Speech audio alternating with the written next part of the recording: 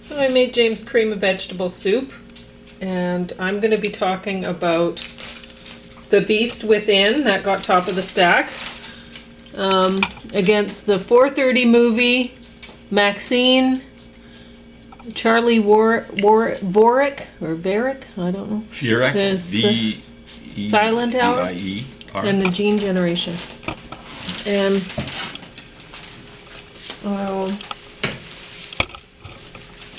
just set this up here. Varrick. Okay. What language is that? Okay, so we're doing another dinner inside. We could have done it outside maybe today. I don't think it's that cool, but I had a treatment today. yeah, so it didn't work out. So James is drinking Oasis Health Break because it was on clearance at Shoppers, and that's where I've been getting a lot of my food. That's in your juice cup.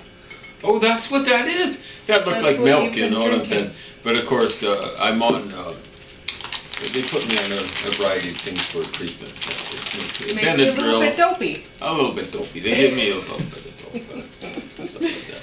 Okay. Well, I'm gonna let you try a couple of those and see if you like them. In other words, the only two that are in there, right? Yes. I got these lentil chips on clearance, and my favorite flavor is dill pickle potato chips. And these are? Well, they're Enjoy Life Lentil chips. And it says on it that free from the priority allergens. But not free of charge. So it has onion powder in it. Yeah. And natural flavor. So far, no headache. I ate it today. We'll see what happens. It's usually 24 hours away. Oh gosh, oh well. I love them. them more than me, but. So, what do you think of them?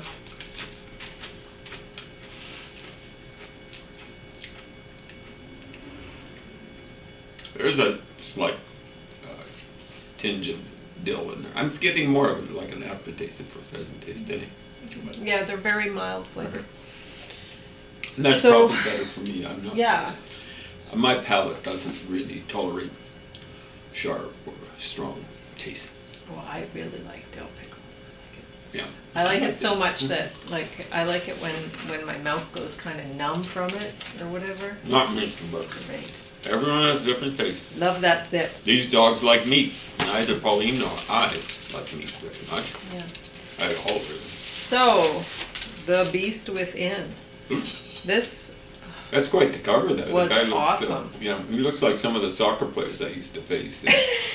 Yeah. And some of them are real idiots. But, So this is a very different, I guess, kind of a werewolf show or whatever. You get that very early on, and you're watching, and you're going, you know, I think this really is more about something else. I think this is a topic, you know, that's kind of disguised as a werewolf show or whatever. And it's awesome. They had a child actor in here. She did a better job acting than most of the people in this stack. Adults is what you're talking about. Yeah, she did an awesome job. Yeah, wow. And everybody involved with this movie, awesome job. Very different take on a werewolf movie. I mean, we've seen 1,000 of them, and they're often quite a bit alike, but not this one. You know, that's what I like about the guy, the Night of the Living Dead. Is that with the, what is the name of that really good actor? He's the comedy one. I've got the thing wrong. Evil Dead? Evil Dead. Yes. Yeah.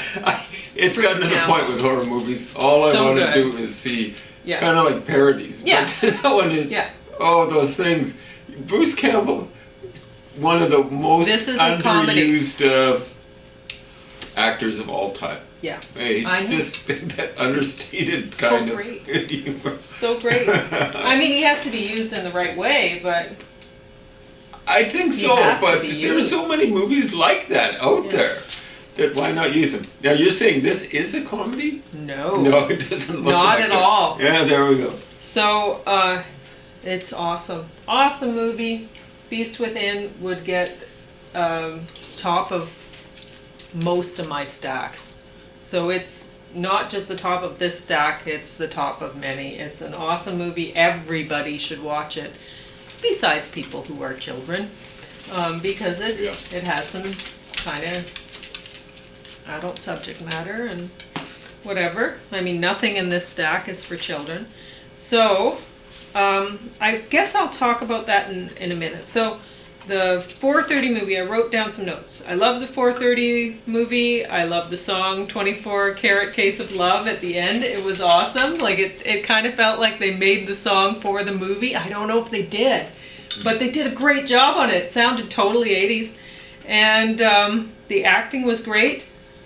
The love interest said super something at some point. People saying super before a word wasn't an 80s thing. That was a super unfortunate mistake they made. Was that more of a 70s thing, you think? Because I can recall people saying something like that, super whatever. I think it was later. Okay, 90s, I don't think okay. it was the 80s. Okay, there we go. I don't remember that in the 80s. Yeah. Well, I found it cool that the one guy was wearing a t-shirt that said Clearwater Pool on it. Clearwater, because I'm writing a novel called Clearwater right now. no, And that's my main character's name.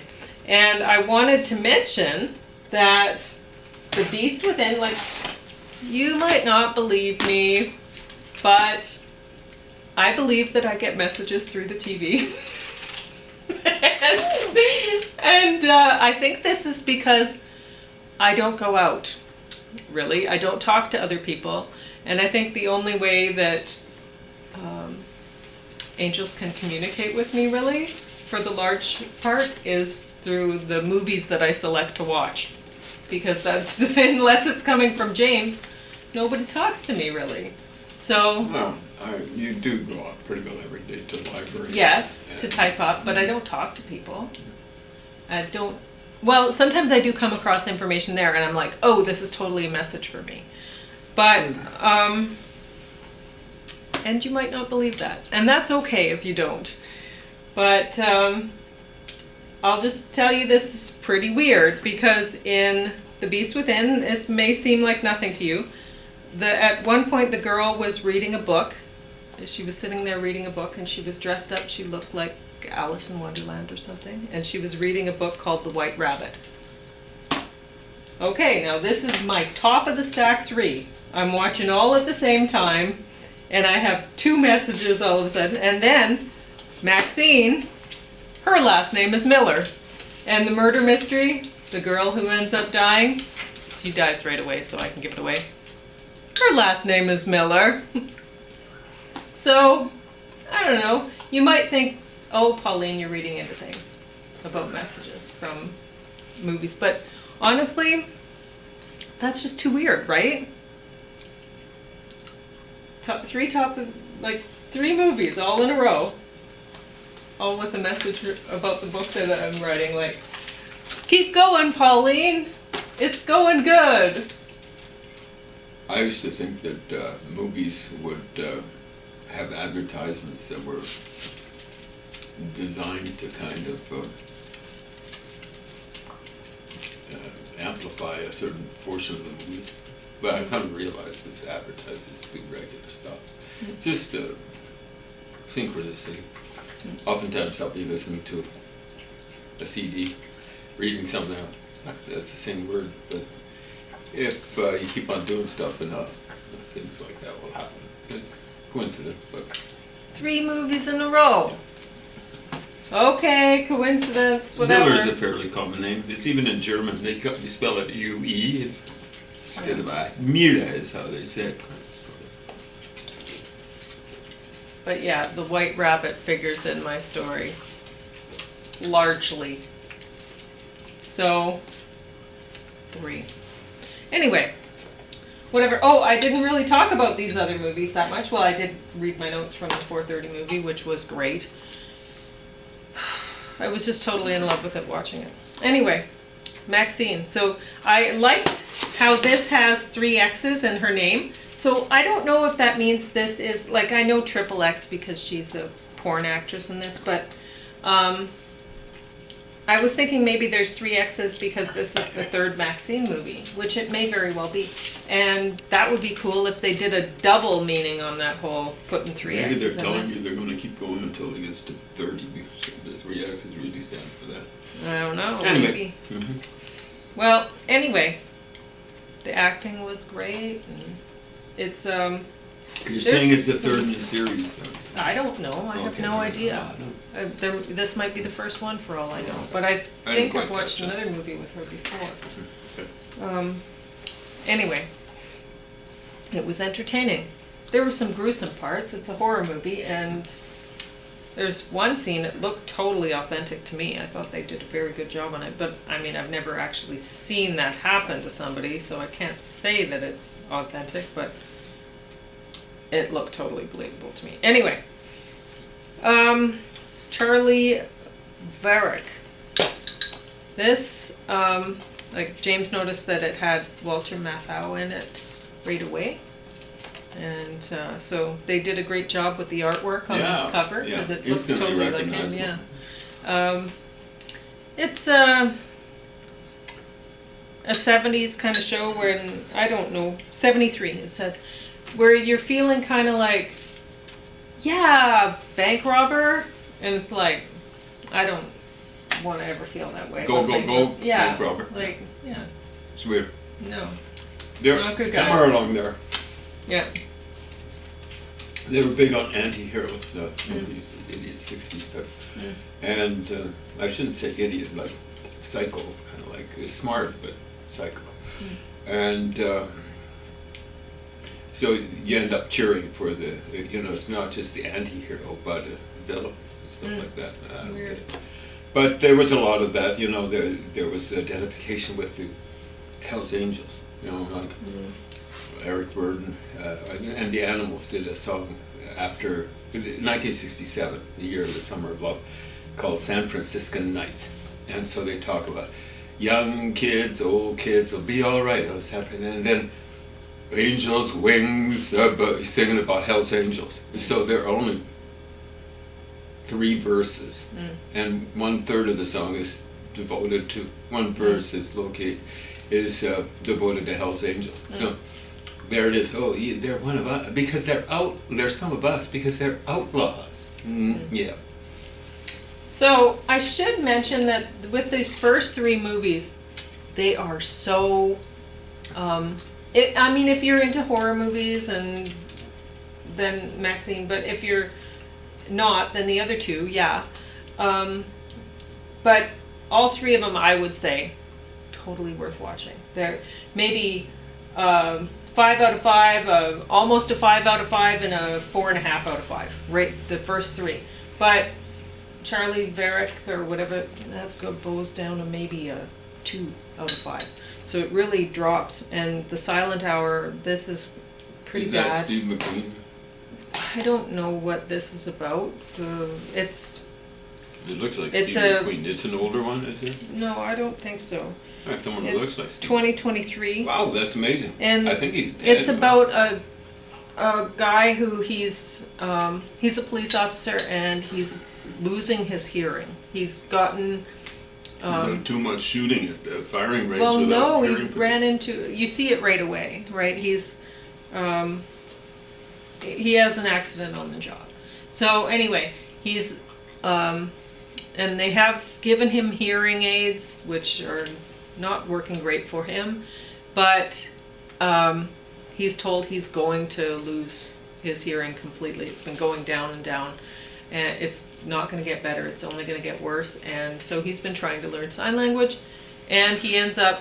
This is a movie about him and another woman, who's another person who's deaf, and he's trying to save her and whatever. And it's just basically it's a big long. Well, I don't know if it's a long movie, but it feels like it goes on forever. No, 99 minutes, so it's about the length that a movie you expect one to be, but it's just like an annoying game of hide and seek that they're playing with guns in an apartment building that is being renovated. It's really boring. It's absolutely dull. Yeah, it's not Steve Levin. Oh. And I mean, it has deaf people in it, so that makes it less interesting, I think, honestly. I know they were thinking it would be more. No, it did not work out that way. The Gene Generation, this is dreadful. There was a lot of special effects in here. This says 2008, and maybe in 2008 they thought the special effects were really hot, but no, they were not. Folks. They're like a bad video game. There's some good parts but the lighting's not right. The set doesn't. The camera angles aren't right. The story writing is dreadful. It's ridiculous. The acting, mostly horrible. There was one actor who was, he had played Moedeep in the Dune series that's had Susan Sarandon in it and stuff. So, I mean, he was okay in that. He was okay in this. He just had nothing to work with. And I felt sorry for him, honestly. And the coroner from CSI Las Vegas was in this too. And I actually You mean like that seeing Grissom guy or whatever? No, the coroner.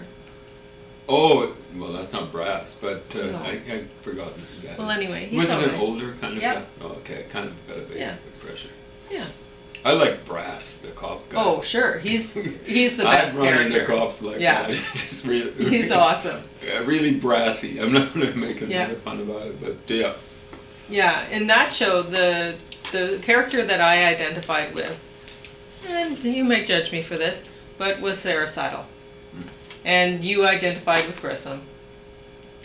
And If anyone, Yeah. exactly right. And I couldn't stand Catherine, but I think she I was think written that way. Who she knows? worked for that role. Yeah, you got to have somebody you can't stand. All right. On the job, Anyway. they're Yeah. usually upwardly mobile, at least Sure. in their own minds. Yeah. So, yep. Whew, anyway. So often they end up being boss material. Yeah. Back to the Gene Generation. Boy, oh boy. I think the writer might have had like some sort of sexual fetish for poop eating. Oh my God. And Chuck Berry School Like- of Art. golden showers, or Chuck Berry School. Yeah, because Yeah. honestly, there was a lot of sexual writing towards that, and it was gross. It was And- referencing it, right? Yeah, I mean, if you're going to write that sort of thing, and you're writing it for like somebody who's a bad guy that you don't really like that much in the movie, that might work. But for some of the main characters that you're following, you're like, oh, okay, this is ridiculous. And honestly, at one point, like, one guy got peed all over, and then later on they must have decided, like they'd done some takes where it was supposed to not be pee, supposed to be poo all over, and they were talking about how he got food all over, and it was like, that didn't happen. It was, so they changed it somewhere along the line, but they didn't change all the dialogue from other takes or something like that. I don't know. Continuity problems. Yeah, it was. Yeah. So And this is not watchable. This was so bad. it's not edible either. I stopped eating the food.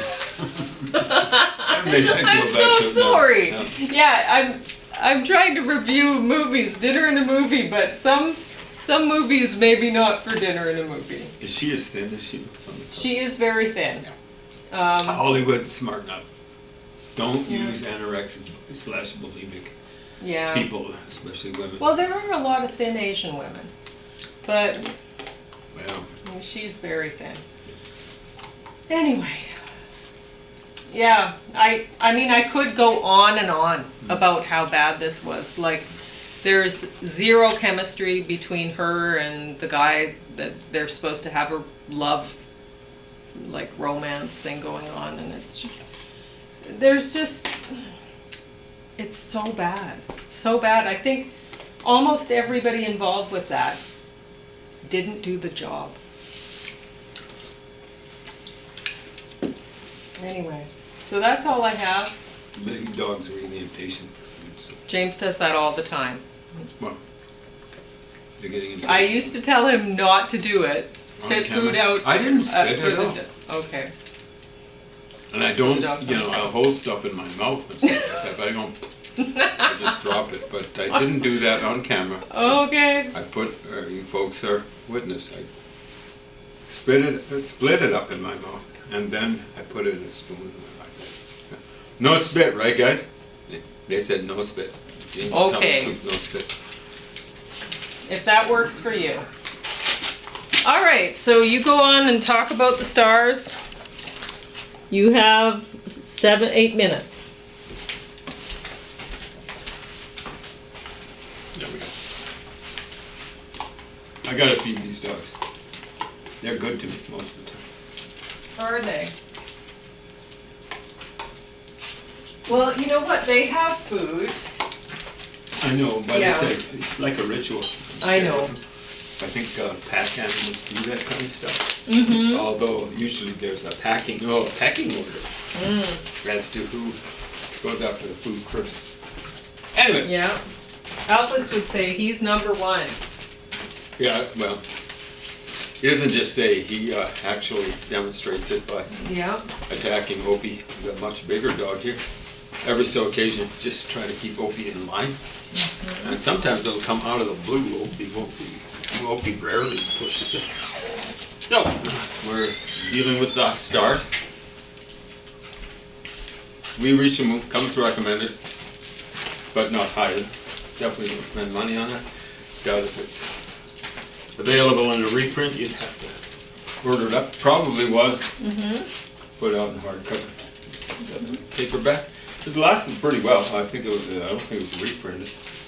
This paper lasted back in 1969. Long time. What, 55 years? Almost 56. Then these Tantan stories. Pretty well all of them come recommended. Maybe even for kids. Do a little bit of explaining that the colonial era as, I'm not going to say it's ended, it's changed. Like what's happening is there's colonization used to go from, well, west to east, but now it's going from east to west. And it's stunning because, much of colonization by the so-called European powers was imperialism, where lots of people didn't move from one place to another. The first wave into the New World involved lots of people. But, like I was born in a British colony, an English colony, in Africa, and there were quite a few English settlers in the Federation of Rhodesia and Nyasaland, basically in Rhodesia, which is now Zimbabwe, because it had kind of like a higher plain there where the Europeans could live relatively comfortably once they were using quinine. And because it was not as hot on the plains, and not as much disease, particularly malaria. And but in northern Rhodesia, now Zambia, where I was born, there were very few European settlers, and they weren't all English. There were Afrikaners up there. Some of them were nice, and some of them were not so nice. The farmer family that went to our school, at least the kids whose kids went to our school, generally it was pretty bad, and it got worse as they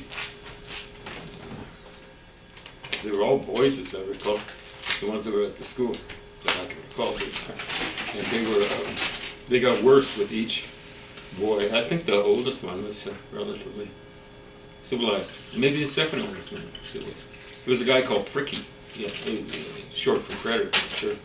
Weird. But it sounds pretty ridiculous, and given English, at least North American English slang, Fricky. He was a, but there was a guy called Quentin. He was awful. And he might have actually been the fifth born. I think that's what Quentin would mean. And there was one called Johannes, and he was awful. It was kind of like a dead heat for laughs in terms of which one of those two had a more attractive personality. Anyway, the oldest, what was his name, Marius or something like that? He was a big guy. The father was a real skunk. Polecat or whatever, they used to have things like that. In Africa. And then I was threatening you with star material, but different rock and roll stuff, different kind of stuff. I'll deal with the Northern Star Atlas right now. It's not made for reading, really, although I read this kind of stuff. Because it's got charts in it, and I actually go through the charts. It's made for reference, mostly. See? Chart after chart after chart. There's some prose here. There's another chart. And they seem to be pretty good charts. I'm not really striking on the more charts. The thing that will help you when you've actually got a telescope out there to identify what's happening in the chart, and that is there are some reasonably good star maps, or whatever you want to call them. Oh, they've even got some maps of the moon. I've seen better maps of the moon, but not much better. So it divides the moon up into sections. It might be 9 sections or something like that. It's not just one map of the moon, because there are a lot of craters on there, and the larger ones have been named generally after astronomers, but sometimes after perhaps philosophers. And I think there's one called Aristotle, for example. But here's a star map, pretty good. That dark thing there is not where I spilled coffee or something like that, or tea. That's supposed to be the Milky Way. It doesn't look very milky. But they've got a, oh, here, it's green. Yeah. That's the Milky Way. And this is part of this guy that you can see. And the stars definitely don't seem this big, but some of them. But they put the more bright stars in with bigger dots representing them. So Deneb right there. Deneb is Arabic for tail. That incredible? So I can see it. It's right, kind of like flying across the Milky Way. I don't even have to see it on with my glasses. I can read Deneb, but this is Cygnus, the swan. I think Cygnus is Latin for swan. And this has got, I can't read it, but it's got to be Satyr, which means heart. It also means leader in Arabic. And this is Alberio. I'm not sure what Berio means. Al would mean the. And not good enough with the star names to tell you which these two. It's also called the Northern Cross. There's a Southern Cross, which points, one leg of it, I think it is the leg of it, points to the South Pole, because with the South Pole there isn't a conveniently located, relatively prominent star near it, as there is with the North Pole. There's Polaris, which is the pole star, we call it, and